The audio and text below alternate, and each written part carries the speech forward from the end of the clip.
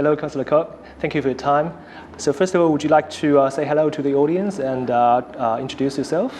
Hi everybody, my name is Robert Kok. Thanks for having me. I'm a councillor at the City of Sydney. I was elected to City of Sydney Council in 2008 and 2012 again. So 2012 to now is my second term.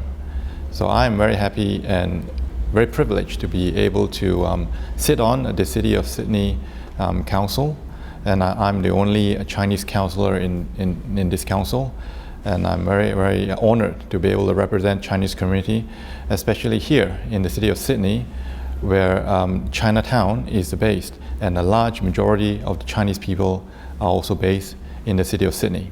As the former Deputy Mayor of the City of Sydney, Councillor of Chinese background, so you must know a lot about Chinese culture here in Sydney. So would you like to introduce to us briefly about the Chinese culture in the early ages? Chinese culture and Chinese people have been in the city of Sydney for a very long time. And as you see now, Chinatown is much bigger than it is today. When it was in the old days. It stretches right to Surrey Hills, and you could still see some remnants of it. A lot of the clan associations, Chinese associations are based all in Surrey Hills, still there. But over the years it's become more concentrated on Sussex Street, Dixon Street and Little Hay Street. So that area that has become bustling, has become a center of Chinese culture and an identity for Chinese people, and it's been known as Chinatown and automatically known as Chinatown for years and years. So Australia is a state in favour of multicultural.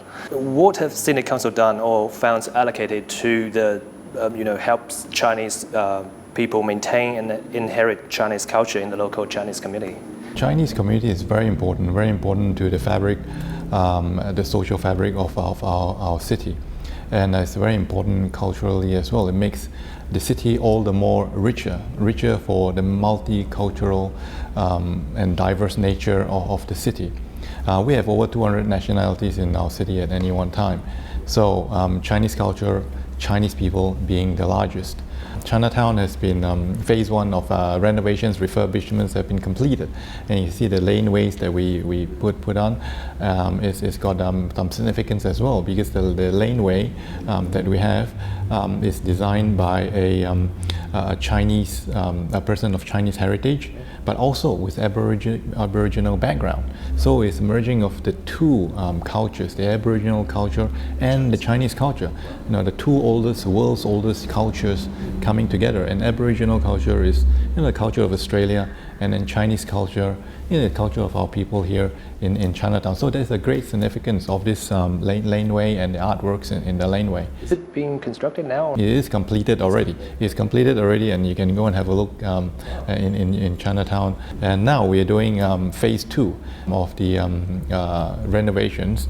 Will probably start next year. So the whole of Chinatown would be renewed and reinvigorated very soon. Probably in the next year, it will change a lot. Yes, correct. It will start next year. So since I've been elected, I've been pushing for Chinatown to be renovated and reinvigorated, because it has not been over the years, many years. If you can see that Chinatown is still the same, and nothing has changed. The Chinese New Year celebration has been prized as the largest one, overseas and out of mainland China. As the chairman of the Chinese New Year Festival Committee, could you please tell us a little bit more about the history of the event, and especially the reasons that you think you and your committee members put so much effort on it? As you know, Chinese New Year is the most important day in Chinese culture. It's the most important time for Chinese people, and it's always fitting to celebrate Chinese New Year where there are Chinese people. And in Australia, in Sydney, Chinese is the second most important language, the second most spoken language at home. So that makes up to 14% of the population in Sydney are Chinese. Therefore, Chinese New Year is very important. So we started this festival 18 years ago. So the Chinese community came together started a festival, and from there it started as a small community event. As you know, today it's a very large event, international event, and it's become the largest outside of China, and our parade is being watched by over 130,000 Sydney-siders lining up the streets of Sydney. Yeah, it's becoming more and more of a major event all year round. Cultural identity for Chinese people in Australia, in Sydney, to keep the cultural heritage, and also for Australian-born Chinese to learn about what their heritage is and what their culture is. China participates each year by sending a province. As you know, each province has got its own different culture. With its own different culture, people in Australia and also international travelers who come to Australia at that time would get to learn about China. Places like Henan, Hubei, Chongqing, Chengdu, Shenzhen come over, and Guangzhou, of course, our sister city, has come as well. And of course Beijing was one of the first to attend, and this is very important in terms of trade, in terms of exchange in education, commerce and creative industry, where people know about your culture, and therefore they can from here make the connections, and also to start trade and commerce and exchanges in all these areas. Yeah, so I mean, it's not only important for the Chinese people here, but also very important for the Australian people here who want to do trade with China. Yes, of course, it's very important in that aspect. More importantly also is that we have so many Chinese students, and Chinese students are very dear to me. So I think Chinese New Year is a time for them to be able to celebrate Chinese New Year, this important day when they're so far away from home.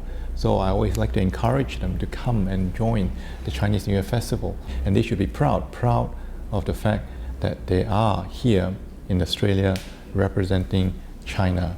Talking about the popular Chinese New Year parade, comparing with the early years, it keeps making progress in the recent years. So do you think the increasingly close relationship between Australia and China has played an important role in it? I mean, the change of the form of the celebration. China is Australia's biggest trading partner, so it is a very, very important role. Any cultural exchange is very important, but especially one which is at the large scale, such as our Chinese New Year festival, makes it all the more important to the relationship. And Australian people have the opportunity to learn about these different places and different cultures in China. Have you got other messages which you think is important and want to say to us? I think the Chinese community should be proud. We're very proud of our culture, what we have achieved.